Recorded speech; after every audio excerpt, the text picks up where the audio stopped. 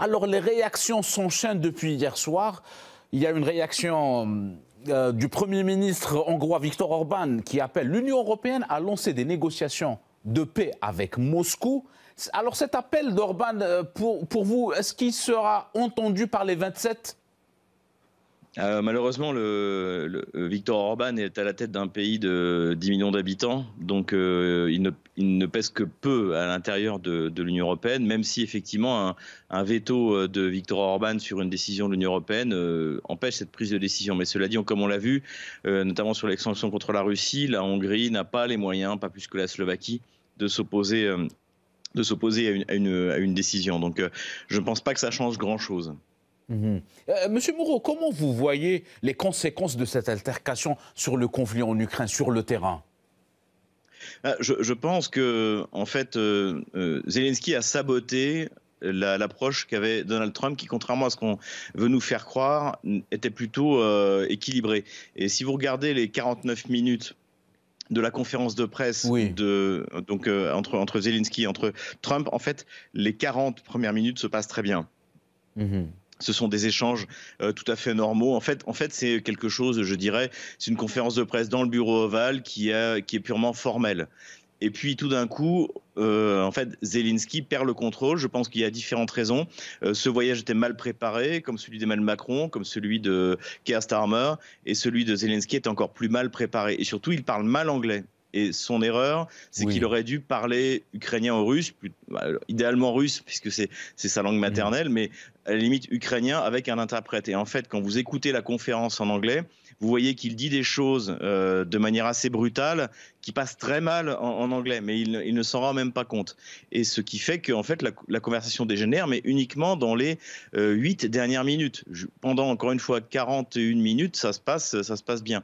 Et à partir de ce moment-là, en fait, il interrompt le président américain, Trump, qui est pourtant extrêmement patient.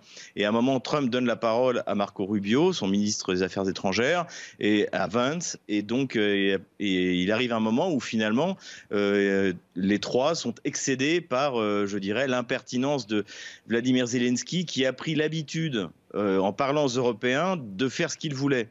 Si vous vous souvenez, en mars 2022, il parle devant le Parlement français, il menace les sociétés françaises encore présentes en Russie. Et il est applaudi par la totalité du Parlement, du Rassemblement national, jusqu'à la France insoumise, en passant évidemment par le groupe d'Emmanuel Macron. Donc en fait, je pense qu'il a pris de mauvaises habitudes en Europe, et avec Joe Biden et Anthony Blinken, et que là, il était absolument pas prêt à finalement, il n'a pas compris, c'est ce qu'a dit Valls, son conseiller aux affaires étrangères, à la sécurité, il a dit. Et il n'a pas compris qu'il y a un nouveau shérif dans la ville. Et c'est une erreur pour toutes les raisons que j'ai dit, mauvaise maîtrise de l'anglais, mauvaise préparation de cette rencontre, et ce qui amène à la catastrophe auquel on assiste, catastrophe pour l'Ukraine bien évidemment. Oui. Alors justement, après cette altercation, il y a une question qui est revenue en force, celle de l'appui militaire pour Kiev. Pensez-vous que l'Europe pourra pallier les États-Unis en termes de soutien militaire à Kiev ? Non, absolument pas, c'est impossible. À moins que Donald Trump dise, bon, nous on se retire du conflit, je pense que c'est ce qu'il veut faire. Je pense que c'est pour ça que ce qui s'est passé là va lui être assez utile. Et de dire, écoutez, notre complexe militaire-industriel est à votre disposition. Si vous voulez acheter des armes, c'est plus ou moins ce qu'il a déjà dit il y a quelques semaines, il y a 2 semaines. Si vous voulez acheter des armes et les donner à l'Ukraine, je vous en prie, payez d'avance, mais vous pouvez le faire. Mais que Washington soi-même paye le soutien à l'Ukraine, je pense que ça, c'est terminé. Mais il faut, encore une fois, c'est une hypothèse, mais je pense qu'aujourd'hui, c'est l'hypothèse la plus probable. Et quel regard portez-vous maintenant sur les projets de Donald Trump visant à mettre fin justement à ce conflit, et notamment pour ce qui est des négociations avec la Russie après cette altercation avec Zelensky ? Donald Trump a été assez clair dans ses dernières déclarations. Après, encore une fois, c'est des déclarations de Donald Trump. Il veut un deal. Il le répète plusieurs fois, notamment dans cette conférence de presse. Et avec Vladimir Poutine, il rencontre quelqu'un avec qui il peut parler. Et surtout, je pense qu'avec la diplomatie russe, il a affaire à des professionnels. C'est-à-dire, si vous observez la différence de la manière dont les négociations entre Washington et Moscou sont conduites, où on en est à 2 rencontres, une première à Riyad, une deuxième à Istanbul, il y aura sans doute encore une troisième, une quatrième. Et lorsque Vladimir Poutine et Donald Trump vont se rencontrer, tout sera déjà réglé et décidé. Là, on a eu Emmanuel Macron qui s'est précipité, Keir Starmer qui s'est précipité, Zelensky qui s'est précipité, et c'est pas du tout, je veux dire, c'est pas du tout diplomatique ce qui s'est passé. On ne se précipite pas en diplomatie. On envoie les diplomates se mettre d'accord sur et quand on sort une déclaration après une rencontre entre présidents, elle a été rédigée à 80% avant la rencontre entre les présidents. Vous comprenez ? On est déjà tombé d'accord. Et là, en fait, ce qu'on voit, c'est que finalement, en Europe, le marketing a remplacé la diplomatie. En revanche, ce qu'on voit aujourd'hui dans la relation entre Washington et Moscou, c'est qu'on a renoué avec la grande diplomatie. C'est-à-dire qu'on va préparer les choses, voilà. Et le jour où Washington et Moscou où Vladimir Poutine et Donald Trump vont se rencontrer, je pense que d'ailleurs ce ne sera pas aux États-Unis ni à Moscou, ce sera dans un pays, je dirais un pays neutre, comme ce qu'on avait vu avec Joe Biden et Vladimir Poutine en été 2021. Eh bien, les choses seront prêtes et bien organisées. Là, moi, ce que j'observe, c'est un énorme amateurisme de la part des Français, des Anglais et bien sûr de la partie ukrainienne, et puis une très mauvaise maîtrise de l'anglais par Zelensky. Il aurait dû parler en ukrainien ou en russe et prendre un interprète incontestablement. Alors, pensez-vous que cette altercation entre Volodymyr Zelensky et Donald Trump signifie la baisse de l'aide américaine et en parallèle l'augmentation des aides européennes ? Je pense que c'est la fin de la guerre en Ukraine pour les États-Unis. Je pense que Trump a donné un piège à Zelensky. Le piège était la promise d'acheter les ressources minéraires de l'Ukraine qui n'existent pas. S'ils existent, ne sont pas de 500 milliards de dollars. La piège était de l'inviter et de l'humilier devant le monde entier pour annoncer que la Maison-Blanche ne veut plus cette guerre en Ukraine et que aussi Trump voulait envoyer un message au président Poutine qu'il est très sérieux de cesser le soutien américain aux Ukrainiens et pour terminer la guerre. Et une autre question majeure, elle porte sur l'avenir de l'accord concernant l'exploitation des minerais ukrainiens. Il n'a pas été ratifié, il n'y a pas eu d'accord. Comment vous voyez la suite, M. Bruno ? Mais je n'ai jamais pensé que cet accord était possible parce que après la guerre, l'Ukraine a certainement beaucoup de ressources minéraires. Mais pour exploiter cette ressource, il faut besoin de beaucoup d'investissements. Et ce sont les investissements privés, pas investissements du gouvernement. Donc, en avant, il faut la paix. Pour investir dans un pays, les guerres ne sont pas utiles. Donc, il faut établir une paix avant de tout.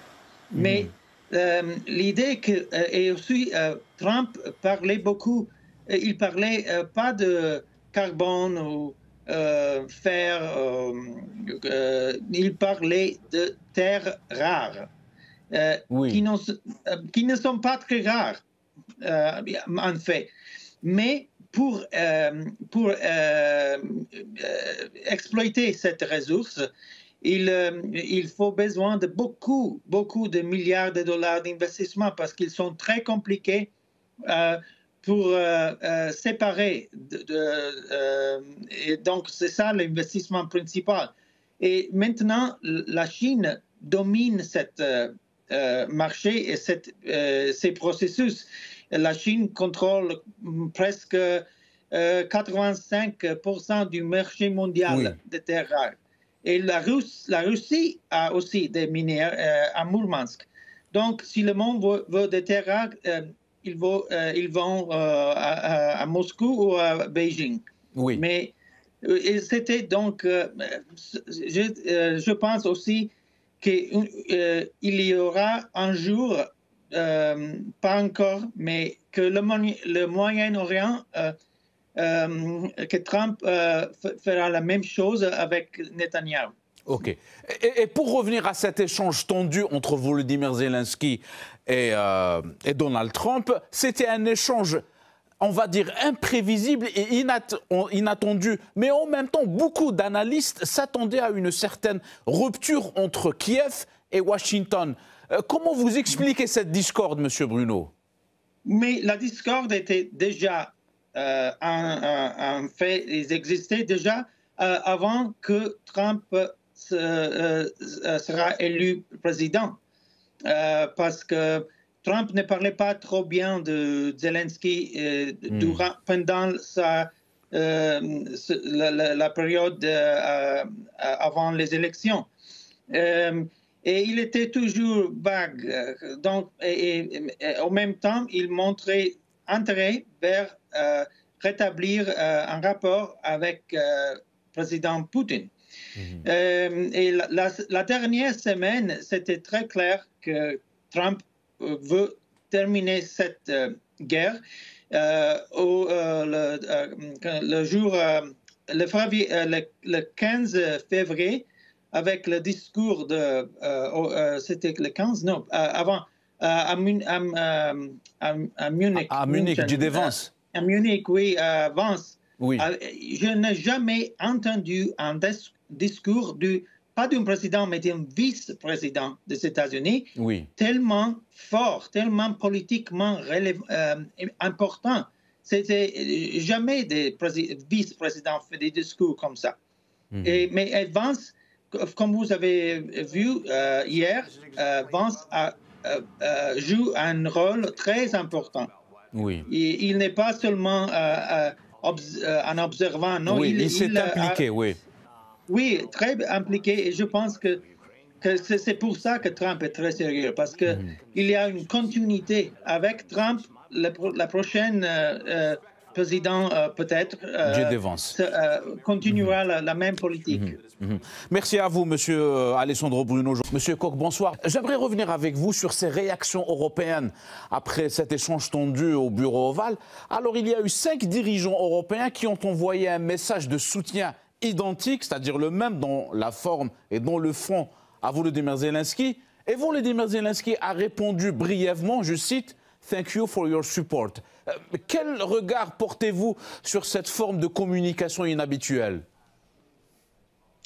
On a senti hier au soir, dès après l'entretien qu'il y a eu dans le bureau ovale entre Donald Trump, J.D. Vance et M. Zelensky, qu'il y avait une forme de panique, de stupéfaction qui avait touché l'ensemble des chancelleries et des gouvernements européens. On les a vus se projeter les uns les autres, tous ces principaux dirigeants sur les réseaux sociaux, avec effectivement, vous le notez, des éléments de langage communs qui venaient en soutien et en appui de M. Zelensky et de l'Ukraine, et qui finalement reprenaient le même message que le message qui est d'une certaine manière prodigué depuis maintenant 3 ans, qui est que les pays de l'Union européenne et l'Union européenne elle-même sera derrière l'Ukraine quoi qu'il arrive, quoi qu'il en coûte d'une certaine manière, puisque c'est l'expression le plus souvent appropriée dans la période, et y compris avec des objectifs militaires et stratégiques qui seraient ceux de l'Ukraine. Autrement dit, on a la sensation que les pays européens et l'Union européenne sont des gens qui agissent un petit peu en lévitation, qui ne prennent pas cas des différentes évolutions de la situation et notamment du nouveau positionnement américain. Et c'est cette stupéfaction qui finalement nous interpelle le plus, car nous avions vu les différentes évolutions les uns les autres sur le sujet de l'administration américaine depuis maintenant plusieurs semaines, et les Européens, eux, ont eu l'impression de tomber des nues hier soir après la rencontre qui a eu lieu à Washington. Réaction européenne toujours, cette fois-ci, la chef de la diplomatie allemande, Annalena Baerbock, a exhorté les Européens à s'engager plus fermement que jamais auprès de l'Ukraine, estimant que cet échange tendu entre les deux hommes témoignait, je cite, d'une nouvelle ère d'infamie.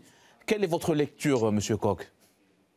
Il y a de fait un changement important en Allemagne depuis les élections qui ont eu lieu la semaine passée et qui ont conduit le chancelier Merz au pouvoir, même si le gouvernement n'est pas encore formé. De fait, entre la ligne Scholz, qui était la ligne précédente, où je le rappelle, le chancelier Scholz disait que tout devait se faire avec les États-Unis et les Américains et qu'il fallait préserver coûte que coûte, là encore c'était ses propres termes, la relation avec les États-Unis. Eh bien, on voit que la ligne Merz et celle de son futur gouvernement est en train de partir sur de bases extrêmement nouvelles et radicalement différentes. Il y a là un hiatus extrêmement fort, mais d'une manière générale, c'est un petit peu le sauve qui peut qui prévaut. Si vous me permettez de dresser ce rapide panorama, d'un côté, on a les États-Unis qui reprennent leurs billes, si j'emploie une expression familière, et qui ont une latitude d'action très personnelle en fonction de leurs intérêts. De l'autre côté, on a des Européens et l'Union européenne qui disent « nous soutiendrons l'Ukraine coûte que coûte ». Et on a dans le même temps l'OTAN qui est censée être la structure dans laquelle les uns et les autres, Américains et Européens, se retrouvent, dont le secrétaire général, M. Rutte, a dit aujourd'hui que M. Zelensky devait entreprendre toutes les démarches nécessaires pour retisser le lien avec le président Trump. On voit donc bien qu'il y a là trois lectures différentes au sein de pays qui sont censés travailler dans une même entité. On voit donc bien qu'il n'y a plus de ligne directrice générale entre ces différents pays et que c'est un petit peu le sauve qui peut qui va prévaloir dans les jours et semaines qui vont venir. Et j'aimerais aussi revenir avec vous sur cette question majeure. Quelles sont, selon vous, les causes de ce clash historique entre Zelensky et Trump ? Je crois qu'il ne faut pas, tant que ça, s'arrêter sur les formes de l'entretien. Bien évidemment, l'entretien lui-même, la manière dont il s'est déroulé a pesé. Et on a vu à quel moment le président Trump et son vice-président Vance sont montés au créneau face à monsieur Zelensky. Mais je crois que l'essentiel n'est pas dans la forme. L'essentiel, c'est le fond. Vous savez, la forme, c'est le fond qui remonte à la surface, comme disait Victor Hugo. Eh bien, ce qui est remonté à la surface en l'espèce, c'est que les Américains sont dans un moment de désengagement vis-à-vis de l'Ukraine et vis-à-vis de la situation en Europe, que la préoccupation est toute tournée aujourd'hui vers la Chine et que donc ils ont besoin de se redéployer, y compris géopolitiquement, et que l'Ukraine, elle, assez logiquement d'ailleurs, n'est pas prête à cela, réclame toujours plus de soutien parce que les Européens lui ont donné l'illusion qu'il serait toujours derrière elle, sauf que malheureusement les Ukrainiens vont sans doute se retrouver un petit peu les dindons de la farce, car dès lors que les Américains vont cesser l'appui qu'il leur apporte, comme l'a annoncé M. Trump, les Européens, malgré ce qu'ils annoncent, seront bien incapables de prendre le relais à eux seuls.